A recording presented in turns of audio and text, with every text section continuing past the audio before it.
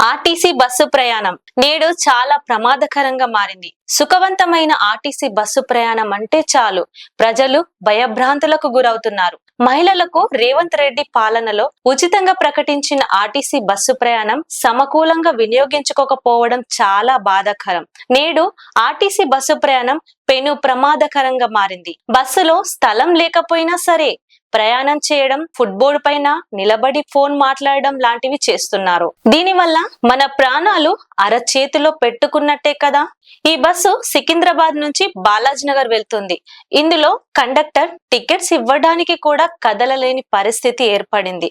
కాబట్టి ప్రజలే ఆలోచించి మన ప్రయాణాన్ని సురక్షితం చేసుకోవడం, అత్యవసరం అయితేనే తప్ప ప్రయాణం చేయవద్దని, ప్రభుత్వం చేపట్టిన ఈ సౌకర్యాన్ని అవసరానికి వినియోగించుకుంటే బాగుండేది అంటూ ఒక క్రమ పద్ధతిని పాటిస్తూ ప్రయాణం చేయడం మంచిదని స్థానికులు వాపోతున్నారు.